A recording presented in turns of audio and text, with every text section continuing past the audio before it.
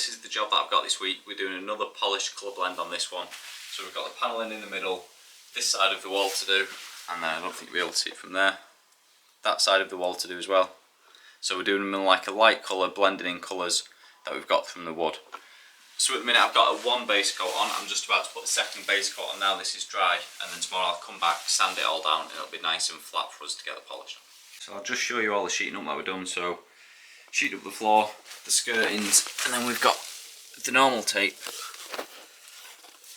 and then this bottom tape, which you can see I've already spilt something, but because the tape's on there, it saved the skirting. Taped up all that. And then we've just got this side as well, they're keeping that because that's the light going there. Taped up the sockets. So it takes a lot of prep, but this just means that we're not damaging anything as we go.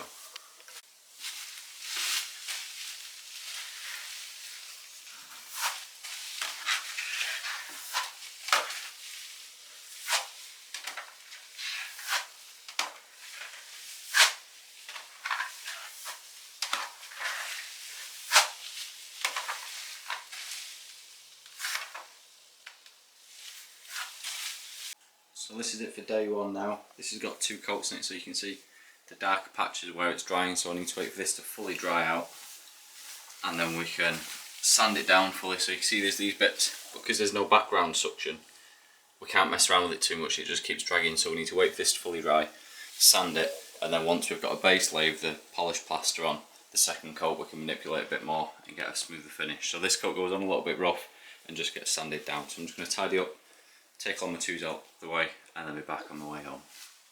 So before I start on the job with this one, I'm just going to quick sample board, just so I know which colours I'm using. So I've mixed up about 4 or 5 different shades here. We're going on with the lighter base, and then medium, going into dark, and a little bit of white, just to break it up.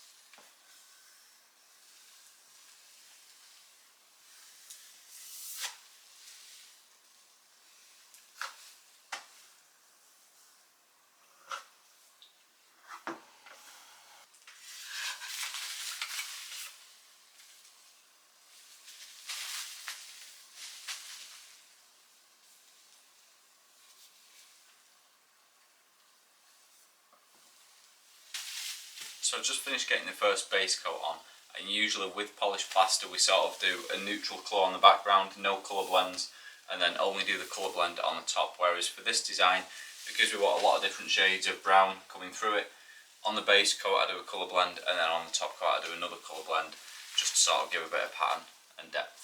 So you can see this is only the base, but we're sort of seeing the pattern where the darker and lighter bits are going to come through. We've got the colours mixed there, so a lighter shade, a medium, dark, and a white, and then that's on the other side. So you can see if you look at the customer's floor and the doors on the wall, so everything's sort of the same vibe of colours.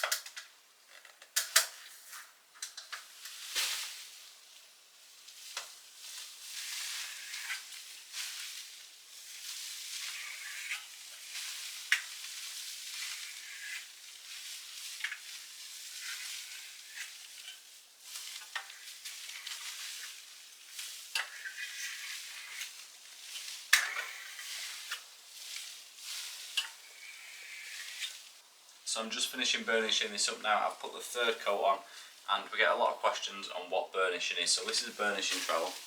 It's got quite a small blade on it, And what happens is, because the trowel's got a small blade, when we're putting a lot of pressure on the wall, we're compressing the product and making it shine because it's a flatter surface. So once the product's dry like this, you can see it's near enough 90% dry there. This is the third burnish that I'm going over it with now. I'm just putting the trowel on, looking down the wall side on for any dull patches, and as soon as you go over it with the trowel, the dull patches disappear. So this is the most time consuming bit of the job, but it's necessary to get it nice and flat. So this is the end of day 2. The polished is on, got the nice colours in there, and then we'll polish and shine it up even more tomorrow. And I think the customer wants a little bit of gold leaf as well, so I'll add some of that for him. So I've just finished polishing this one up now, and I'm putting the little veins in with the airbrush. So I'll bring the camera in a little bit closer in a minute.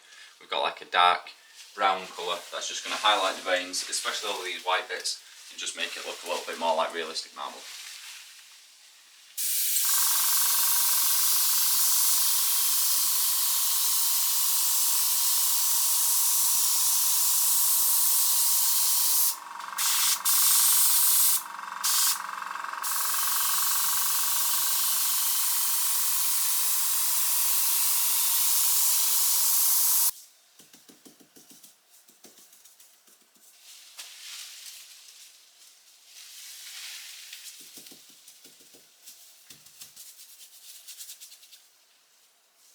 So I'm just getting finished up now, just put the gold leaf on and the wax. Everything's all waxed, so it's looking good.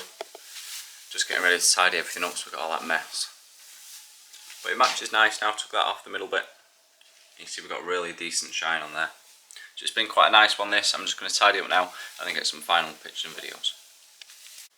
So you can see, because I've got quite a lot of light in here at the minute, it matches quite well, the marble goes on perfect.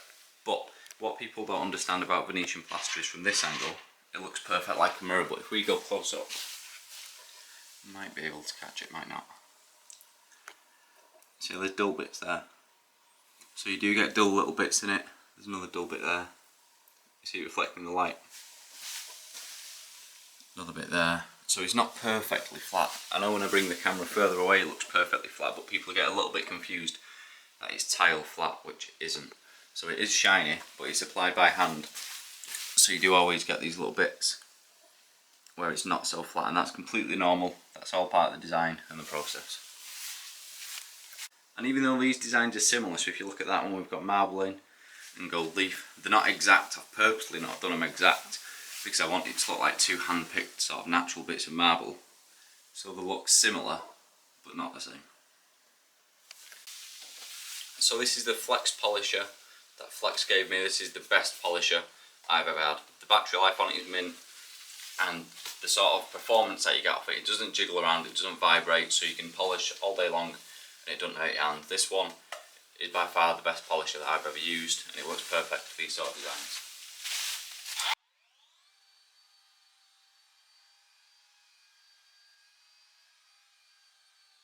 So we'll just do a little walk around now we finish up.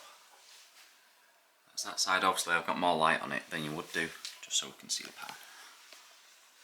Looking nice, and it really matches in with these brass. Even though they're a brass, the gold still matches in perfect. So that's it done and dusted. Any questions, anything like that, let me know, drop them in the comments. Remember to follow me, do all that usual stuff on all the other socials, please. We have different content on each different platform, so there's always different stuff to watch. See you later.